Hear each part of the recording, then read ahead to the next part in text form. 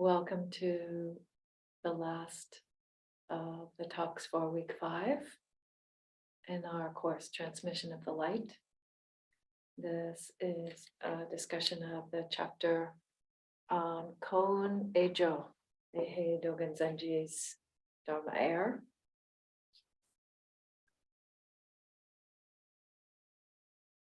So the chapter begins with the encounter between Ejo and Dogen. And Dogen had more than one heir, actually.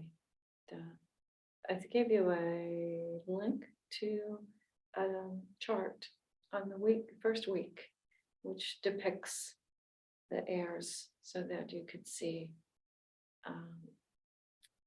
where Keizan Zenji fit into the picture, but you can also then see that Dogen had more than Ejo, but Ejo was said to be his primary successor. So Dogen said, one hair goes through or pierces myriad holes. And all of a sudden, Ejo realized enlightenment, realized something beyond the realization that he'd already had. So that's part of his backstory. And so that evening he went to Dogen and he said, I do not ask about the one hair, but what about the myriad holes? And Dogen smiled and said, gone through or pierced. And Ejo bowed. So the one hair represents the realization itself, or you could say the one hair represents the principle of Dhamma, the principle of Buddha nature. And again, Buddha nature tends to kind of wrap up a number of different principles that we hear about in different ways in different texts. But the hair represents one teaching, one Dhamma, so thoroughly understood that it is able to pierce myriad holes. And so what Dogen is saying there is something about how the Dhamma is applicable to many different kinds of delusion, to many different kinds of people, and so on. But actually, he's making a distinction there, which is what Ejo points out in his question. So he says, I don't ask about the one hair. I'm not disagreeing with you that there is the Dhamma principle that thoroughly penetrates, that thoroughly applies to various kinds of delusion, various kinds of people. But what about the myriad holes? In other words, once you have understood the Dharma principle, then it's not possible, it's not skillful to make these kinds of distinctions. There wouldn't be those kinds of separations. In the understanding, in the deep embodied understanding of the fact that all things are not separate. They are integral to one another. There could not be this concept of wholes. So Dogen sees that not only has Ejo caught him, but that he is expressing a truth. He is expressing exactly the truth that Dogen has been saying all along. And the way that Dogen had been saying it, another example of this is Dogen was known for shifting the idea or the teachings of earlier Chinese Buddhism from saying that everyone had Buddha nature to everyone is Buddha nature. And so this is that same expression by Ejo.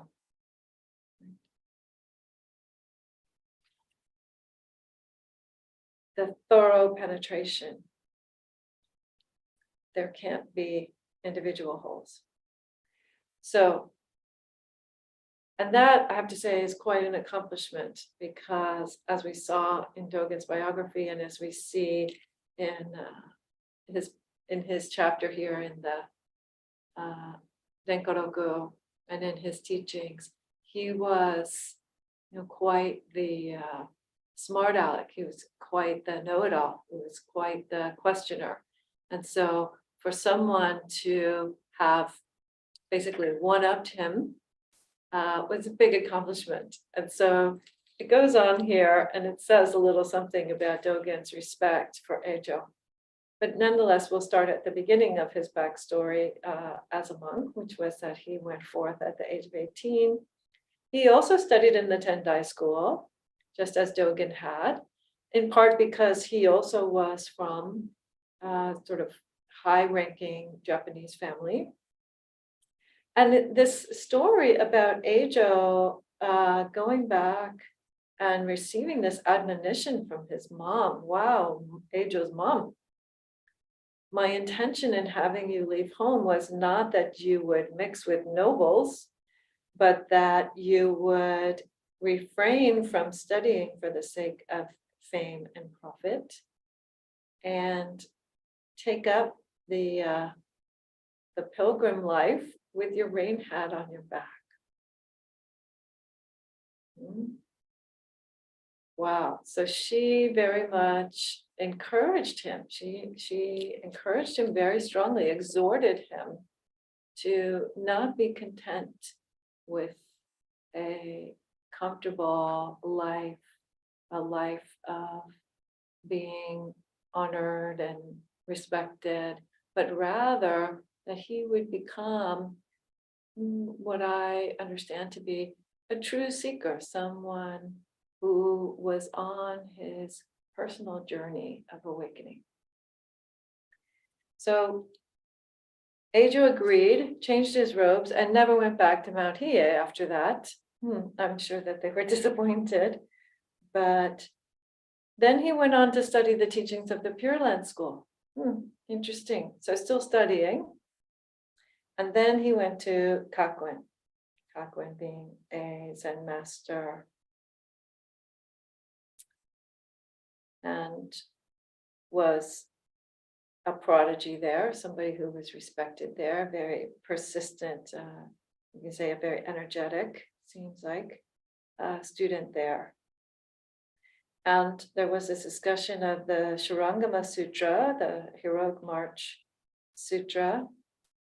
And it says, gives this lovely metaphor. So thank goodness for Dhamma metaphors, because that is really how we transition between our subjective state of knowledge, our just mundane everyday state of knowledge, to begin to embody and deeply understand the principles of Dhamma.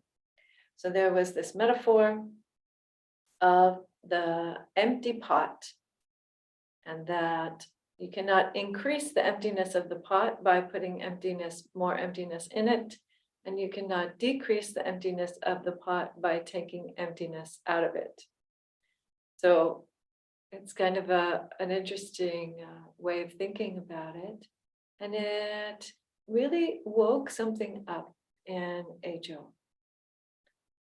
And this, again, is very, very traditional view within Zen. That there is nothing that can be added or taken away. That is the point of awakening, is not to add something or to subtract something, but rather to see thoroughly what is, in a way that understands how it is integral to all other things, all of the activity of all things, all the activity of reality. And that is what's being referred to there. And emptiness, also a very important concept in Zen. there are many ways of understanding emptiness, both within Zen and in other Buddhist traditions. But the short answer about emptiness is that emptiness implies conditionality.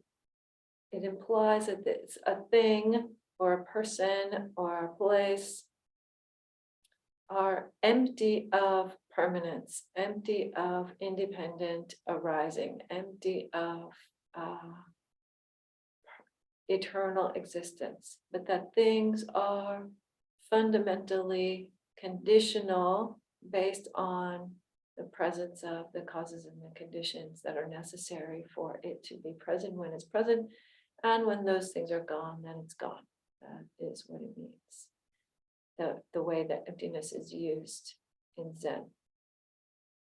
And so the emptiness of this life, of this person, is the same. I'm quite sure that that's what was sparked for Eijo, that you cannot add to the emptiness of a human life. Our conditions are complete in every single moment. And when those causes and conditions shift, that is also a complete. So in fact, that reminds me of another very, very beautiful, well-known Zen phrase, right? That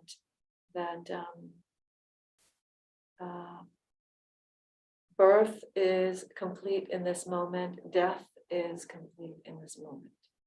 That's a teaching by Dogen. So Eijo had a profound realization, and everyone was impressed. And then Dogen had recently come back from China and was living at Kenninji, and quote unquote refining his practice. That's an unfortunate turn of phrase, but nonetheless, that's what Keizan apparently said. And Eijo heard about this and said to himself, I've already had a realization of the 3 kinds of stopping and 3 kinds of seeing taught in the Tendai school. And I don't plan to spend a lot of time on that today. And I had mastered the essential practice of the Pure Land, and I have had this profound realization of the meaning of seeing the essence and realizing Buddhahood from that phrase, that metaphor of the empty pot in the Sharanama Sutta. So what is it that Dogen's got on me? That's basically. So Eijo comes with some attitude as well, and perhaps that's part of the reason also why they got along so well. Who knows? But nonetheless, he went to visit Dogen at Kenninji. And for the first 2 or 3 days, it seemed like they had very similar understanding. They got along well. Eijo was feeling good about his own realization and agreeing with Dogen. And then Dogen, after some days, revealed some quote unquote very unusual understanding. And Dogen revealed really some deep teaching that in which Eijo saw that he should go still further in his realization of the Dhamma, himself as a Dhamma. So it was at that point that he really started to test Dogen a little bit more and find more respect for Dogen and more interest in Dogen and his teachings. So, but then Dogen says, I can stay here at Kenninji, but I will probably start another place, a new place.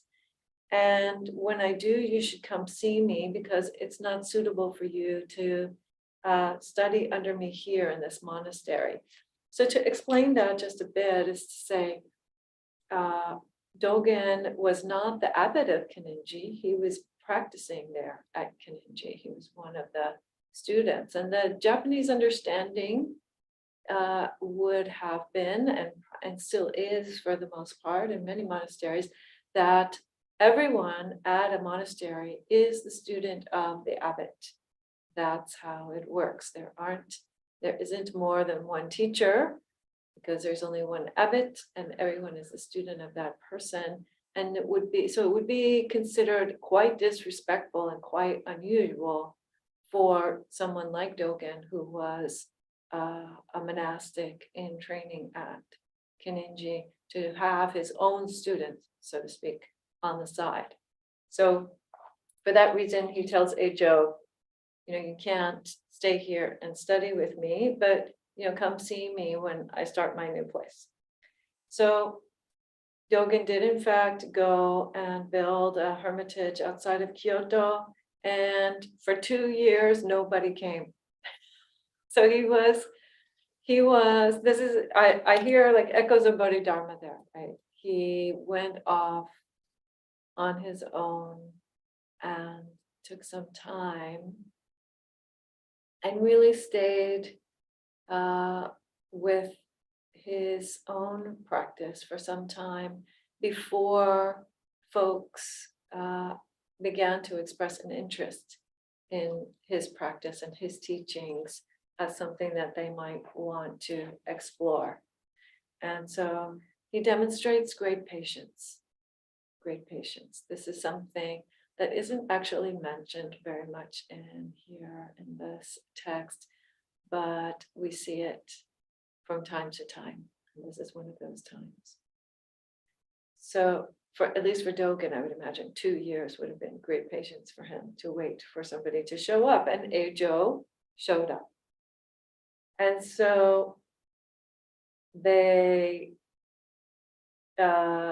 practice the way together, discuss the way day and night. After 3 years, Dogen brought up this teaching and Ejo presented his response. So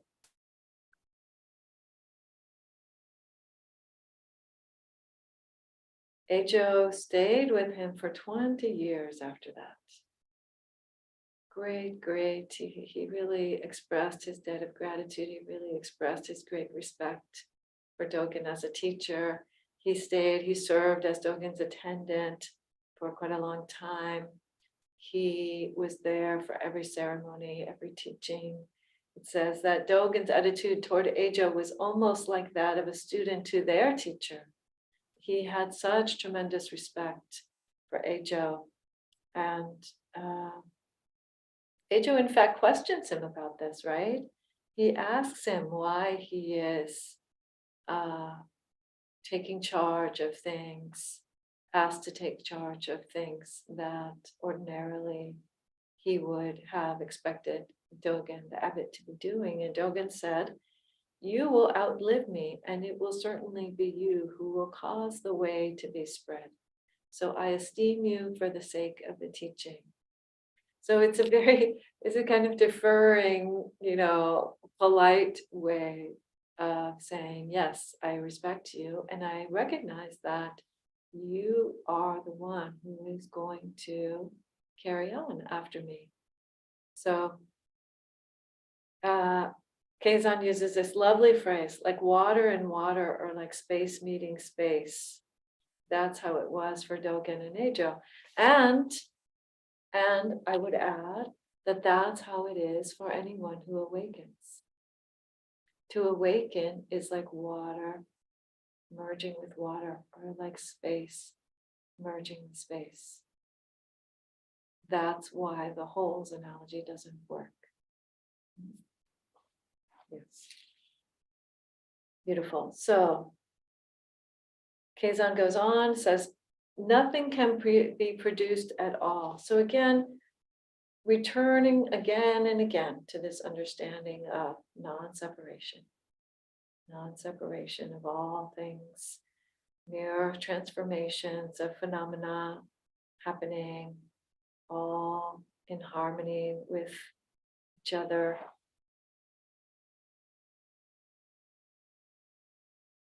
So to awaken is not to produce something that wasn't already there.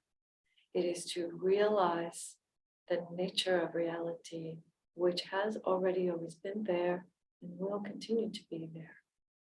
So it is to realize the truth about your life. There is not a single mote of dust that comes from the outside, as Kazan says. No boundaries in the 10 directions. Now, at the bottom here of this Cleary translation, page 205, Cleary translates this interesting line. So he's now Kazan is this in this paragraph. He's describing what awakening is like. Clear, bright, and radiant, this realm is even brighter than 1,000 suns. If 1,000 eyes looked it over, they couldn't find its limits or its boundaries. And then we get to this line, which is variously translated, and I just want to point this out for a second. Yet no one doubts that it is clearly comprehended when one is awakened. Therefore, it is not something extinct. Now, Cook translates this in a very, very different way. Cook translates this as saying, however, everybody without exception is awake and clear. But looking at the Soto Shu, the official Soto Zen administrative body translation, their translation, so that was, again, it's put together, it's a group of scholars and practitioners who came to together to create one translation for the official Soto school. And their translation is, this is one of the places where I really appreciate it, not a single person doubts it. Awakening is perfectly complete. Not a single person doubts it. Awakening is perfectly complete.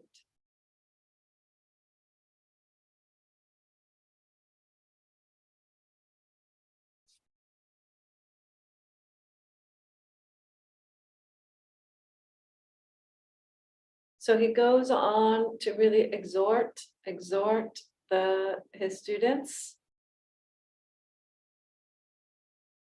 If you haven't attained this point, even if you practice virtually, you haven't gotten the way of Zen, you have to avoid the routines and really fully model yourselves on the Buddha, make use of the endowment of the Buddha.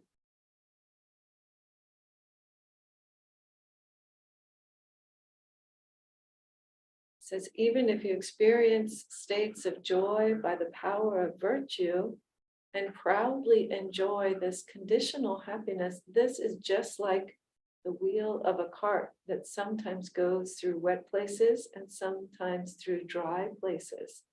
So interesting, this wheel of a cart, it almost sounds like an echo of that first verse of the Dhammapada, the foot of the ox. But anyway, I don't want to mix my metaphors here.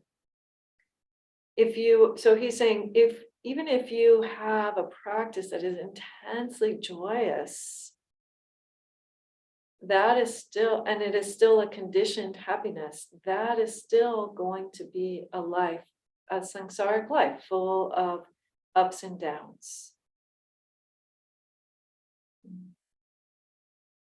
Just experiencing the karmic results of actions, rather than having fully penetrated to a place which is so clear and so vast, so interconnected that there is a state of great equanimity and yet also great power. This is what Zen is known for.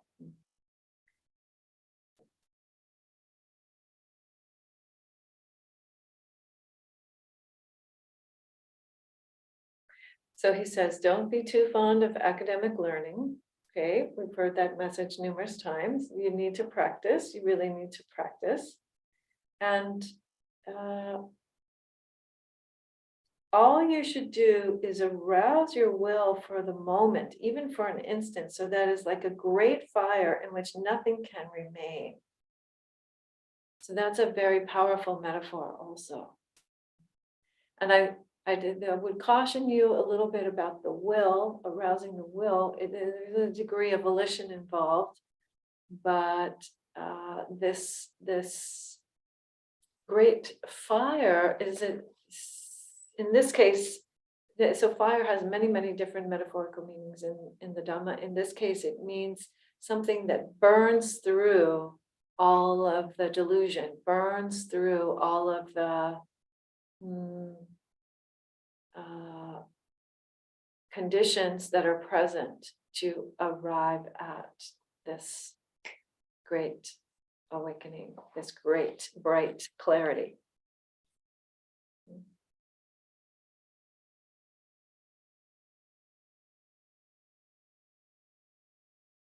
And with such determination, you will penetrate through to a realization that is no different than the Buddhas of all the times.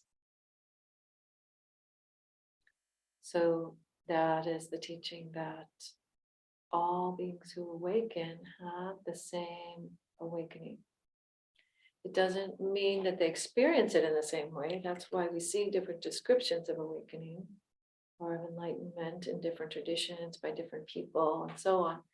But it means that there is only one lived reality. There is only one reality, and that's the reality that one awakens to. So by its nature, awakening, the awakening must be the same for everyone.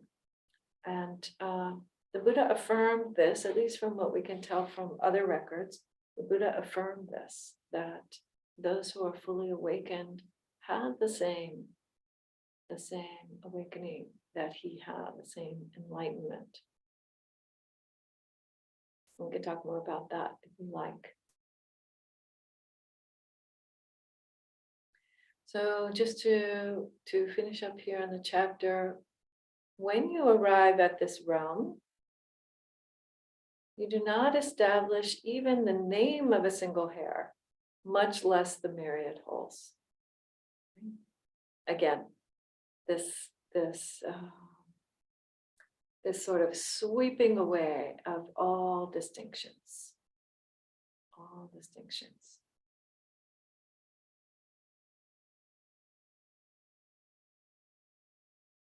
And even when everything is done away with, there is still something that you cannot get rid of.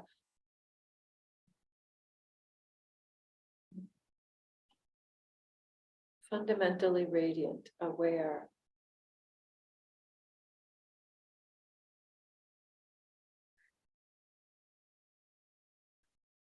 So he closes with his poem.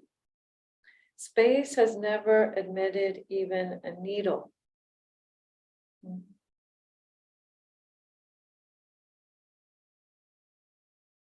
So how could something be piercing the holes, in other words? So in the vastness, there is nothing to rely on. So who would be there to discuss it? In that place where the view of self, the sensations of self, all the attributes of self have been completely relinquished in, again, that sweeping away of any distinction of phenomena.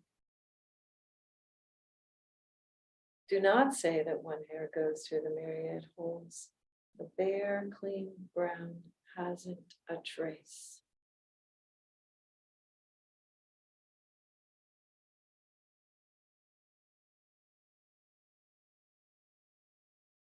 The bare truth of our lives.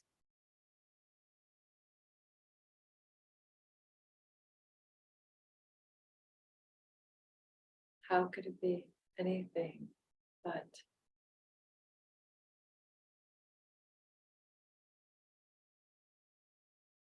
water meeting water? Could it be anything but complete?